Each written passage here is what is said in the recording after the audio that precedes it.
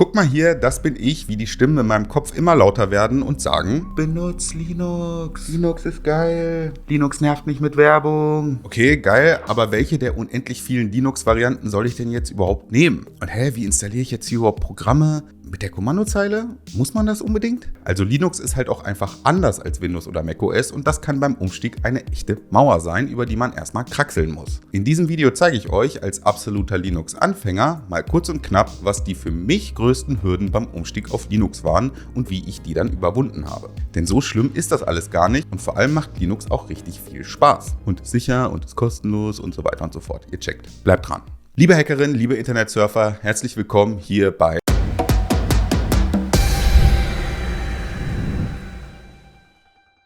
Wisst ihr, was ich gerne mag, wenn es draußen kalt und ungemütlich ist? Ja, lesen. Und immer noch gerne Zeitschriften lesen. Und da kommt Readly, der Sponsor dieses Videos ins Spiel. Mit Readly kann man nämlich 8000 unterschiedliche Magazine und Zeitungen national und international lesen. Über eine Flatrate. Und die kann man sogar offline auf dem Mobilgerät abspeichern, und zwar bis zu 500 Stück, wenn euer Speicher reicht. Zeitschriften in Readly, die ich sehr gerne lese, sind zum Beispiel GameStar, PC Games Hardware, Bravo, New York Magazine und mein Lieblingsheft zurzeit, Retro Gamer, sowohl die deutsche als auch die englische Ausgabe. Und die App, muss ich sagen, die ist echt schwuppsig, also da lädt alles schnell, da kann man flüssig blättern, die Auflösung ist gut, also man kann auch mal ranzoomen an so ein Bild. Die App hat zum Beispiel im Apple App Store zurzeit eine Bewertung von 4,7 von 5, da gibt es also offenbar wenig zu meckern. Und man kann die Top 50 Magazine sogar hören. Da gibt es nämlich Audioartikel. Ein Readly-Konto könnt ihr mit bis zu 5 Personen auf 5 unterschiedlichen Geräten verwenden. Und hier gibt es jetzt ein exklusives Angebot. Wenn ihr mit dem Link hier in der Videobeschreibung bucht, bekommt ihr 2 Monate Readly für insgesamt 1 Euro. Dadurch spart ihr 28,98 € im Vergleich zum monatlichen Vollpreis bei einer Laufzeit von 2 Monaten. Und ihr könnt das Abo bei Readly natürlich jederzeit kündigen. Lest da mal rein. Werbung Ende. Auch wenn wir und viele von euch Linux feiern, statistisch gesehen benutzen es nur extrem wenig Menschen, zumindest am privaten Desktop. Und woran das liegt? Ja, das kann mehrere Gründe haben. Allen voran werden beispielsweise Consumer-Laptops so gut wie immer mit vorinstalliertem Windows ausgeliefert. Und MacBooks ja sowieso mit macOS. Und die, ich sag mal, Otto-Normalmenschen denken da auch gar nicht weiter drüber nach und sind einfach fein damit. Da ihr aber auf dieses Video geklickt habt, ist die Chance hoch, dass ihr euch wahrscheinlich intensiver mit Computern beschäftigt und vielleicht auch beispielsweise von Windows genervt seid. Und ich weiß nicht, wie es euch geht, aber ich habe auf jeden Fall schon länger dieses Flüstern im Ohr, was mir sagt, dass ich Linux benutzen soll. Und das wird halt irgendwie immer lauter. Denn Linux hat super viele Vorteile. Es ist kostenlos und komplett Open Source. Man hat die Kontrolle über seine eigenen Daten und muss sich nicht von zum Beispiel Microsoft abschnorcheln lassen. Es ist ressourcenschonend und läuft auf älterer Hardware noch schön schnell. Und wenn man will, kann man das ganze System so umbasteln, wie es einem gefällt. Auch optisch. Da hatten wir ja neulich schon mal ein Video drüber gemacht. Gerne mal abchecken. Und Keno findet zum Beispiel, dass kein Betriebssystem so gut aussieht wie Linux mit GNOME. Was GNOME ist, erkläre ich später noch. Okay, aber Vorteile hin oder her, man kann es nicht anders sagen. Wenn man von Windows oder macOS kommt, ist der Umstieg auf Linux erstmal, gewöhnungsbedürftig. Und mir sind dabei so ganz allgemeine Sachen aufgefallen, die jetzt nicht unbedingt was mit einer Distribution zu tun haben. Also hier kommen jetzt die Sachen, die mich als kompletter Linux-Noob beim Umstieg wirklich am meisten verwirrt haben. Und ganz kurz als Disclaimer, es gibt natürlich noch weitaus mehr Dinge, die einen den Umstieg erschweren können, besonders wenn man noch am System irgendwas anpassen will. Aber hier sind jetzt erstmal die 4 Hürden, die mir besonders schwer gefallen sind. Falls wir noch mehr solcher Linux-Videos machen sollen, dann schreibt doch mal in die Kommentare, welche Sachen euch bei Linux abschrecken. Folgendes Szenario. Windows hat mich mal wieder an den Rand der Verzweiflung gebracht und es reicht. Ich habe keinen Bock mehr, ich probiere jetzt Linux aus. Dann jetzt einfach mal Linux bei Google eingeben und also welches davon soll ich denn jetzt nehmen? Linux Mint, Red Hat, Ubuntu und was zum Geier ist eigentlich GNOME? Und da sind wir direkt bei Hürde Nummer 1, Distributionsverwirrung. Also das Ding ist, es gibt quasi unendlich viele verschiedene Distributionen, also ganz viele verschiedene Geschmacksrichtungen von Linux. Aber welche davon sollte man denn jetzt nehmen? Aber erstmal, was heißt das eigentlich alles? Hier einmal kurz 3 wichtige Begriffe, die man als Anfänger nicht unbedingt auf dem Schirm hat. Es gibt einmal den Linux-Kernel. Das ist der Betriebssystemkern und die grundlegende Schnittstelle zwischen Software und Hardware. Also die unterste Schicht des Betriebssystems, auf dem alle Linux-Distributionen basieren. Eine Distribution ist quasi eine Sammlung von Software, die dann quasi den kompletten Betriebssystem Oberbau bildet. Das Ganze nennt man auch Userland, also sowas wie die grafische Oberfläche, Anwendungen, Paketmanager und so weiter. Auch noch ein wichtiger Begriff: Desktop Environments. Ein Desktop Environment ist eine Sammlung von Tools, die zusammen eine komplette Benutzeroberfläche bilden, mit der man das Betriebssystem bedienen kann. Dazu gehört dann sowas wie der Fenster- und File-Manager, das Startmenü, die Taskleiste, das Screenshot-Tool und so weiter. Davon gibt es viele verschiedene und man kann oft unabhängig von der Distribution auswählen, welches man gerne benutzen möchte. Aber eins nach dem anderen. Wie finde ich jetzt die für mich am besten geeignete Distribution? Also ich hätte hier auf jeden Fall 2 konkrete Vorschläge, die sich für mich als Anfänger gut angefühlt haben und von denen wir hier im 3003-Team auch Fans sind. Zu denen komme ich aber gleich. Erstmal, was sind denn überhaupt wichtige Aspekte, in denen sich Distributionen so unterscheiden? Die für mich wichtigsten Kriterien sind einmal, in welchen Abständen geupdatet wird, also ob da ständig neue Updates reinkommen oder nur so halbjährlich oder jährlich, ob das Teil einsteigerfreundlich ist, ob es auf alter und neuer Hardware schnell läuft und für mich am allerwichtigsten der Look and Feel, weil das Ganze soll mir ja auch Spaß machen. Unsere 2 Empfehlungen erfüllen übrigens alle diese Anforderungen. Falls man sich selbst ein bisschen schlau machen will, haben die Kollegen von CT sich glücklicherweise schon was echt Praktisches dafür ausgedacht. Das hier ist ein Linux-Fahrplan. Da sind einige der beliebtesten Distributionen als U-Bahn-Linien aufgezeichnet, die jeweils an verschiedenen Haltestellen halten, die für verschiedene Eigenschaften stehen. Also ob die für schwache Computer geeignet sind, welchen Look die von Haus aus haben, ob die sich für Gaming eignen und in welchen Abständen geupdatet wird. Schaut da doch gerne mal rein, Link ist in der Beschreibung. Aber jetzt zu unseren Empfehlungen. Empfehlung Nummer 1 ist einmal das sehr anfängerfreundliche Linux Mint, was auf Ubuntu basiert. Das läuft auch auf alter Hardware noch schön schnell und bekommt halbjährlich Updates. Standardmäßig läuft da das Desktop-Environment Cinnamon, mit dem man sich direkt gut zurechtfinden sollte, besonders wenn man von Windows kommt. Also mit so einer stinknormalen Taskleiste hier unten und Startmenü und so weiter. Was auch super easy ist, ist das Installieren von Programmen. Denn Linux Mint hat einen eigenen, ich nenne ihn mal App Store namens Anwendungsverwaltung eingebaut. Da kann man entspannt Programme suchen und installieren. Alles ohne Kommandozeile. Da findet man auch nicht Open Source Kram wie zum Beispiel Spotify oder Steam. Alles schön kuratiert mit Bewertungen und so weiter. Richtig nice. Also, Linux Mint ist auf jeden Fall ein sehr simpler Einstieg in die Welt von Linux, lässt sich ähnlich wie Windows bedienen, man muss so gut wie nie mit einer Kommandozeile rumhantieren und kann vieles in einer grafischen Oberfläche bedienen. Und ja, das Ding läuft einfach. Aber vielleicht geht es euch ja wie mir und ihr wollt Linux auch schon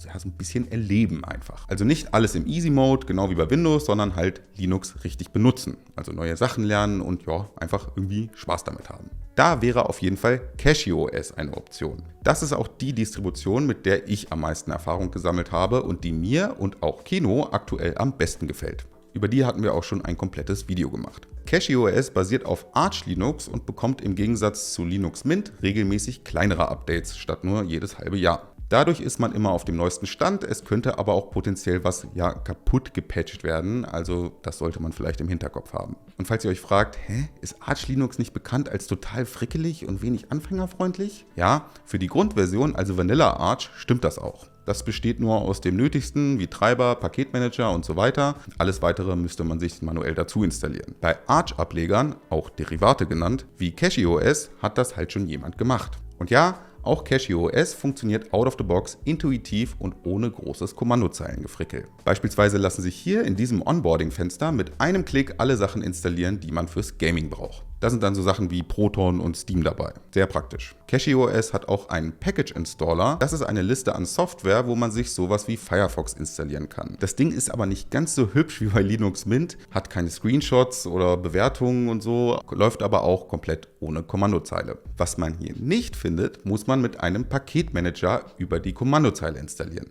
Dazu gleich mehr. Okay. Distribution ist ausgewählt. Also ISO runterladen, auf einen USB-Stick flashen und installieren. Das hatten wir schon in ganz vielen anderen Videos Schritt für Schritt erklärt, deswegen lasse ich das hier mal weg, pack euch aber einen Link in die Beschreibung mit Timestamp. Eine Sache ist aber dabei wichtig. Bei der Installation von CashewOS und auch bei vielen anderen Distributionen wird gefragt, welches Desktop-Environment man installieren will. Wir erinnern uns, das Desktop-Environment ist quasi der komplette Look and Feel vom Desktop. Hier empfehlen wir ganz klar entweder KDE Plasma oder GNOME für den Anfang. Die verhalten sich nämlich beide relativ ähnlich wie Windows oder macOS. Bitte nicht ausrasten, ich finde, die verhalten sich ähnlich. Also KDE eher wie Windows 10 und GNOME eher wie macOS. Ich benutze gern GNOME, weil das einfach ein bisschen besonderer ist als KDE. Aber keine Angst, das ist auch echt easy zu bedienen. Und falls man Linux Mint installiert, ist da standardmäßig erstmal Cinnamon drauf, was sich auch sehr wie Windows anfühlt. Okay, das Ding ist installiert, in diesem Fall CachyOS, und hier ist direkt Firefox am Start. Damit kann man sich erstmal überall einloggen und hier gibt es auch so ein Willkommensfenster, wo ich direkt so Kram für Spiele installieren kann. Das ist schon nice. Die Taskleiste checkt man auch direkt. Hier sind schon installierte Programme und hier komme ich in den File Manager. Also ich kann hier meine Dateien ablegen, alles easy. Ich glaube, ich mache mir mal ein bisschen Musik dabei an. Ich lade mal eben Spotify runter. Also bei Google einfach Spotify Linux suchen und ja, was zum Geier ist das hier? Das ist Hürde Nummer 2, Software installieren. Also die für mich größte Verwirrung beim Umstieg auf Linux war die Frage, wie installiere ich jetzt hier mein Zeug? Denn für die meiste Software gibt es keine ausführbare Installationsdatei wie bei macOS oder Windows. Also nichts, was man einfach runterladen und dann doppelklicken kann. Ihr könnt dafür, wie gesagt, den in die Distribution eingebauten grafischen App Store verwenden, aber ihr könnt auch, und das ist eigentlich der Standardweg, einen Paketmanager über die Kommandozeile benutzen. Ja, gut, aber was zum Geier ist ein Paketmanager? Paketmanager sind Programme, mit denen man Software installieren, updaten und auch wieder deinstallieren kann. Alles auf der Kommandozeile. Das klingt jetzt erstmal kompliziert, ist es aber gar nicht eigentlich. Ganz im Gegenteil, das ist, wenn man sich erstmal ein bisschen dran gewöhnt hat, viel praktischer, als mit irgendwelchen .exe-Dateien rumzuhantieren. Je nach Distribution unterscheiden sich die Paketmanager etwas, funktionieren aber bis auf leicht abgeänderte Befehle oft sehr ähnlich. Bei Linux Mint und auch bei Ubuntu und allen sogenannten Debian-Derivaten heißt der vorinstallierte Paketmanager apt. Bei Fedora DNF und bei CachyOS bzw. allen Arch-Linuxen Pacman. Mit denen lädt man Pakete, also auch Programme und deren Abhängigkeiten aus offiziellen Datenbanken, auch Repositories genannt, von beispielsweise Arch Linux herunter. Das sind Datenbanken an essentiellen und beliebten Programmen, die von den Distributionen betrieben und gepflegt werden. Also mal als Beispiel. Um Spotify zu installieren, öffnet man die Konsole und tippt hier unter CachyOS folgendes ein: sudo pacman-s Spotify Launcher. Dann installiert Pacman Spotify mit allen benötigten Abhängigkeiten komplett vollautomatisch. Das war's. Mehr muss man nicht machen. So installiert man Pakete über diesen Paketmanager. Mal kurz zur Erklärung, was das alles heißt. Sudo steht hier quasi für als Admin ausführen. Danach kommt der Name vom Paketmanager, in dem Fall Pacman. Dann der Befehl fürs Installieren, -s. Das kommt von Synchronisieren und dann der Name vom Paket. Hier sieht man auch ganz gut, warum das Ding Pacman heißt. Das ist halt wie vom Spiel, ne? Also hier mit den kleinen Punkten da. Okay, aber woher weiß ich, was ich genau eintippen muss für das Programm, was ich runterladen bzw. installieren will? Dass man Spotify-Launcher eingeben muss, statt einfach nur Spotify, checkt man ja nicht unbedingt direkt. Einmal könnte man sudo pacman-ss Spotify eingeben. Das ist quasi eine Suche und es werden Pakete mit Spotify im Namen aufgelistet. Da steht dann aber auch manchmal sehr viel und das kann auch schon irgendwie verwirrend sein. Man kann aber auch auf dieser Seite hier direkt bei Arch im Repository suchen. Also wenn ich mir beispielsweise den Signal Messenger Client installieren will, dann tippe ich hier einfach Signal ein und hier steht Signal Desktop. Also zum Installieren einfach wieder in der Konsole das hier eingeben. Sudo pacman-s Signal-Desktop. Und boom, ist installiert. Genauso einfach ist es, Sachen zu updaten. Dafür muss man statt -s -syu und dann wieder den Namen des Programms eingeben. Also in diesem Fall sudo pacman-syu Spotify Launcher. Dann wird das Programm und alles, was dazugehört, einfach geupdatet. Viel praktischer ist es aber, wenn man nur sudo pacman-syu benutzt, also ohne Paketnamen. Dann wird nämlich die komplette Distribution und damit auch alle mit Pacman installierten Pakete auf einmal geupdatet. Mega praktisch. Also quasi ein Befehl, um einfach mal fast alles zu updaten. Bei anderen Paketmanagern wie apt, was ja bei Linux Mint vorinstalliert ist, sind die Befehle ein bisschen anders, aber bis auf die unterschiedliche Syntax funktioniert das eigentlich gleich. Nur als Beispiel, um unter Linux Mint per Paketmanager Spotify zu installieren, muss man sudo apt-get install Spotify Client eingeben. Aber ja, bei Linux Mint findet man halt schon sehr, sehr viel Software in diesem vorhandenen App Store. Aber mit Kommandozeile macht das schon irgendwie ein bisschen mehr Spaß, finde ich. Aber was ist, wenn es das Programm, was ich suche, nicht im offiziellen Arch Repository gibt? Es gibt nämlich auch noch weitere Pakete und Datenbanken, wie beispielsweise das Arch User Repository, kurz AUR. Die Pakete daraus kann man aber nicht einfach wie eben beschrieben mit Pacman installieren, sondern dafür braucht man andere Programme. Und weil das AUR User generiert ist, also da potenziell auch Malware zu finden ist, lassen wir das hier jetzt erstmal weg. Falls wir aber mehr solcher Linux-Anfänger-Videos machen sollten, wäre das auf jeden Fall ein Teil davon. Schreibt gerne mal in die Kommentare, ob ihr euch das wünscht. Okay, weiter geht's. Ich habe die Bedienung vom Desktop grob verstanden, ist ja eigentlich auch alles easy und habe mir meine Grundbedürfnisse an Programmen installiert. Aber was ist denn mit Gaming? Geht das einfach? Ja, das ist Hürde Nummer 3.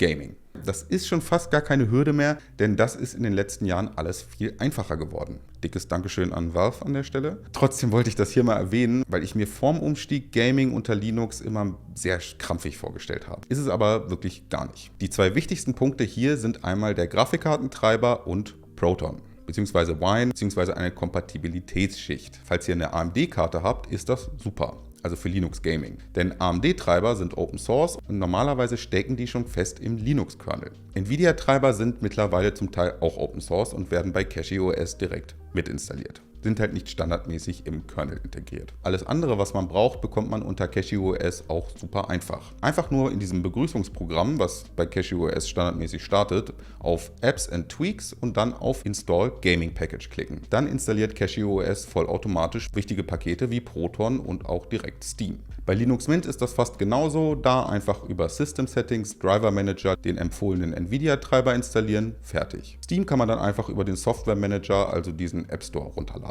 Und das war's dann eigentlich auch schon. Man kann jetzt einfach Steam-Spiele runterladen und das meiste läuft out of the box richtig gut. Teilweise mit gleichen, wenn nicht sogar mehr FPS wie bei Windows. Das Einzige, was weiterhin nicht auf Linux läuft, sind Multiplayer-Spiele mit Anti-Cheat-Software, die tief ins System eingreifen. Also sowas wie Valorant, League of Legends, Fortnite und so weiter. Da gibt es bisher leider irgendwie noch keine Möglichkeit, das ohne Probleme auf Linux zum Laufen zu bringen. Hürde Nummer 3,5, Linux Research. Okay, das ist jetzt nur so eine halbe Hürde, aber sagen wir mal, man hat ein Problem oder will irgendwas wissen und geht dafür ins Internet. Ja, und was man da findet, kann für Anfänger echt ein Albtraum sein. Unendlich viele Foren, Reddit-Beiträge und Wikis, die meistens von Leuten geschrieben werden, die so deep im Thema drin sind, dass man als Anfänger wirklich mal so gar nichts checkt. Also ich will damit auf keinen Fall der Linux-Community vorwerfen, dass die nicht hilfsbereit sind. Im Gegenteil, die Antworten auf einfache Fragen sind zum Teil super ausführlich und wenn man sich ein bisschen besser auskennt, dann helfen die auch bestimmt. Aber wenn man als Anfänger sowas hier liest, ja, keine Ahnung, ey. Mal als Beispiel, hier fragt jemand, hey, ich würde gerne die proprietären AMD-Treiber installieren und die ROCm-Software benutzen. Wie mache ich das? PS, ich bin kein Linux-Experte, also bitte nicht sauer sein, wenn ich die Frage naiv gestellt habe. Und als Antwort kommt nur, es wurde schon erklärt, mit einem Link aufs Wiki. Und ja, da steht dann auch was zur ROCm-Software, aber da jetzt als Anfänger rauszulesen, was wirklich zu tun ist, ist einfach ultra schwer. Aber davon braucht man sich heutzutage nicht mehr abschrecken lassen, weil es gibt ja LLMs. Okay, also dass man sich mit KI Fragen beantworten lassen kann, ist jetzt keine große Erkenntnis, aber dadurch, dass man sich Schritt für Schritt jederzeit helfen lassen kann, ist der Umstieg auf Linux gerade so einfach wie noch nie, wie ich finde. Das wollte ich zumindest nicht unerwähnt lassen. Aber ganz wichtig, nicht einfach die Befehle copy-pasten, sondern versucht nachzuvollziehen, was da passiert ist. Sonst lernt man ja auch nichts, ne?